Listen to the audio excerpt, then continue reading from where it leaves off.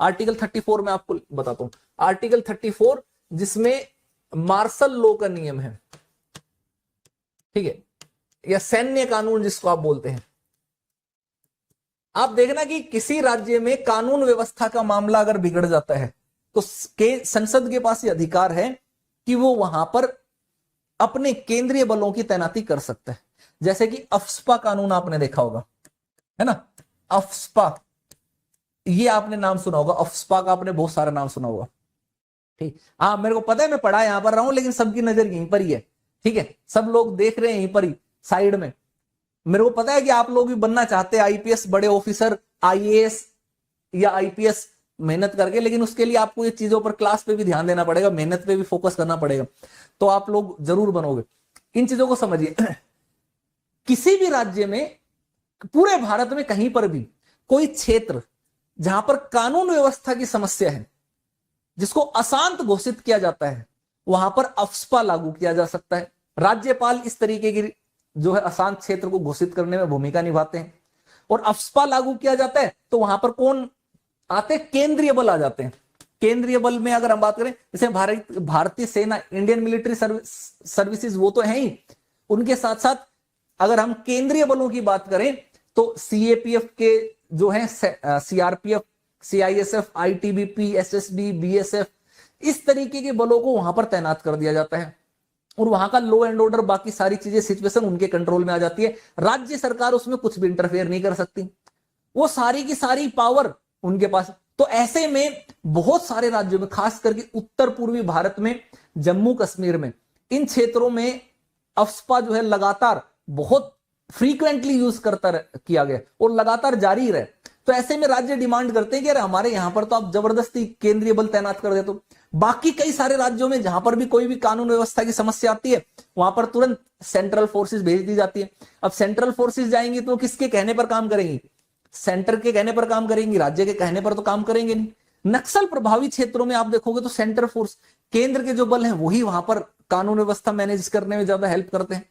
तो एक इनके बीच में तनाव का क्षेत्र जो है वो ये है कि राज्यों से पूछे बिना, उनकी मर्जी के बिना राज्यपाल की नियुक्ति होगी, उनसे पूछे बिना, उनकी मर्जी के बिना केंद्रीय बलों की अपॉइंटमेंट होगी, लगा दिया।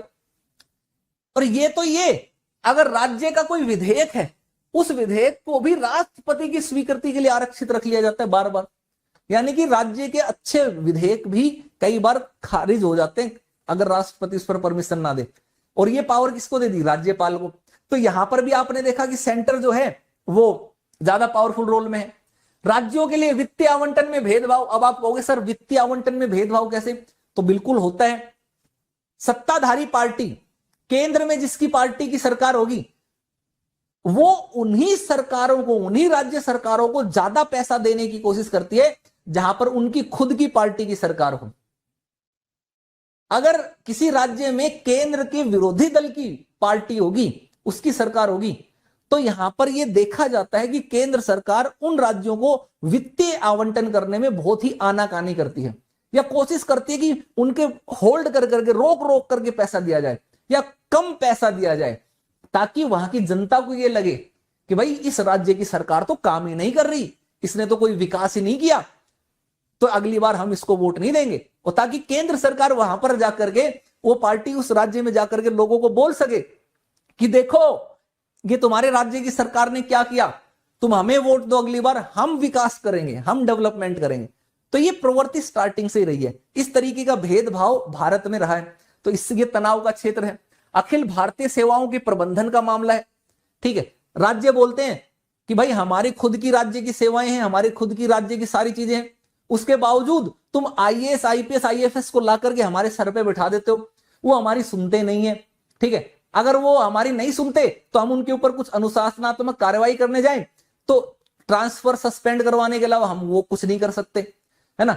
इनको प्रशिक्षण भी केंद्र देगा, भर्ती भी केंद्र करेगा, इनके सस्पेंड भी वो हटाने का काम भी जो है वो भी केंद्र करेगा, इनके वेतन रोकना है वो भी केंद्र करेगा, इनको डिमोशन करना वो भी केंद्र करेगा। तो हम क्या करें? तो उनको इस चीज से भी शिकायत है कि अखिल भारतीय सेवाओं का प्रबंधन या तो राज्यों के हाथ में दे दिया जाए पूरा कंट्रोल, या फिर वो हमारे ऊपर यहां पर भेजी ना जाए। ये राज्यों की डिमांड है, वो मैं आपको बता रहा हूं। विवाद का जो मुद्दा है, राजनीतिक उद्देश्यों के लिए इलेक्ट्रॉनिक मीडिया का प्रयोग, जितने भी बड़े बड़े मीडिया वो जो हाउसेस हैं आप देखोगे, और उसके अलावा जो भारत की जो सरकारी मीडिया है उन सब पर केंद्र का कंट्रोल है, सेंटर का कंट्रोल है। तो सेंटर जो है वो अपने फायदे के लिए उसका यूज करा देती। इलेक्शन के टाइम पर तो आप देखना खास तौर पर कई बार इलेक्ट्रॉनिक मीडिया का जो है इस तरीके से मिस यूज किया जाता है। कई पार्टियां केवल अपने फायदे के लिए, केंद्र के फायदे के लिए ही काम करने लग जाती है। कई सारे चैनल आप देखोगे, अधिकतर चैनल आप देखना, उनमें एक प्रवृत्ति देखने को मिलेगी कि जो सत्तारूढ़ दल है वो सत्तारूढ़ दल के साथ जुड़ करके काम करना शुरू कर देते हैं। अगर उसके अगेंस्ट जाना शुरू करते हैं तो सत्तारूढ़ दल जो है वो उनके खिलाफ कुछ कार्रवाई करना शुरू कर देता है, उनके कुछ मामले निकालने की कोशिश कर लेता है, या उनके साथ खिला पिला करके बातचीत करके कुछ उनको दबा देता है कि भाई ठीक है हमारे इन मामलों को मत उठाओ। तो ये एक चीज, इसको लेकर के राज्य परेशान है। मुख्यमंत्री के विरुद्ध जांच आयोग की नियुक्ति, जब भी केंद्र को लगता है कि भाई किसी मुख्यमंत्री को, किसी राज्य की सरकार को सबक सिखाना, तो ऐसे जांच आयोग लगा लेते हैं।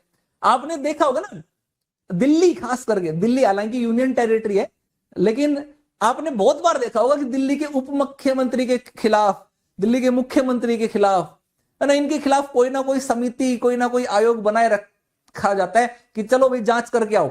भ्रष्टाचार का आरोप लगा कि नहीं लगा, है ना, जाकर के रेड करवा दी, सारी चीजें करवा दी। तो ये लगता है कि यार कि हमें परेशान करने के लिए ये सरकारी एजेंसी उसका यूज करते हैं। ठीक है, वित्तीय हिस्सेदारी ये तो हो ही गया। राज्य सूची में केंद्र का अतिक्रमण, इसको लेकर के बड़ा दर्द है राज्यों को, और ये सही बात भी है। ठीक है, थोड़ा यार हाउस द जोश तो बता दो, आप लोगों के जोश की थोड़ी सी आवश्यकता है। हाउस द जोश मेरे दोस्त, हाउस द जोश जिंदा है कि नहीं? थोड़ा यार जिंदा रहो, एक जोश में रहो, जज्बे के साथ रहो, लाइक शेयर करते चले जाओ। आप लोग लाइक शेयर नहीं करते हो तो हमें थोड़ा दुख होता है, दर्द होता है। लाइक शेयर करते रहा करो यार, लाइक शेयर नहीं रुकने चाहिए किसी के भी, है ना, धमाके के साथ बस लाइक शेयर करते चले जाओ। और टेलीग्राम चैनल ज्वाइन कर लो। टेलीग्राम चैनल का नाम है अनअकैडमी ललित यादव की पाठशाला, अनअकैडमी ललित यादव की पाठशाला। वहां पर आपको सारे पीडीएफ मिल जाएंगे, मेरी टीम की डिटेल भी मिल जाएंगी, मेरी क्लासेस का नोटिफिकेशन भी मिल जाएगा, मेरी पर्सनल डिटेल्स भी मिल जाएंगी। वहां पर फॉलो करो अपने को, ठीक है, हमसे मिलो, इंस्टा फेसबुक सब जहां पर भी फॉलो कर सकते हो फॉलो करो ललित यादव की पाठशाला को। बहुत मोटिवेशनल चीजें देखने को मिलेंगी। मोटिवेशन की कमी आपकी लाइफ में कभी नहीं रहेगी अगर आप हमारे साथ जुड़ते हैं। ठीक है, सबसे बड़ी समस्या राज्यों को एक ये भी आती है कि यार संविधान ने बहुत भेदभाव किया हमारे साथ। संघ सूची, संवर्ती सूची पर तो संसद उसका एक तरीके से एकाधिकार है ही, राज्य सूची में भी जब देखो तब संसद जो है वहां पर इंटरफेयर करने लग जाती है, उसके ऊपर अतिक्रमण करती है। उसके ऊपर जो 5 एक्सेप्शन थे, 5 अपवाद बताए थे ना आर्टिकल, आपको आर्टिकल 249, आर्टिकल 252, 253, 356, ठीक है, और 352 इन मामलों में, तो ये एक मामला है। और इन सबके अलावा जो सबसे बड़ी समस्या कई सारे राज्यों को होती है वो होता है सीबीआई को लेकर के। सीबीआई सेंट्रल एजेंसी है। सीबीआई के बारे में भी मैंने ऑलरेडी पढ़ा दिया है, बाद में जब आप पढ़ोगे ना, गैर संवैधानिक निकाय, गैर नॉन कॉन्स्टिट्यूशनल बॉडीज, उसमें मैंने कराया है, उसमें आप देख लेना।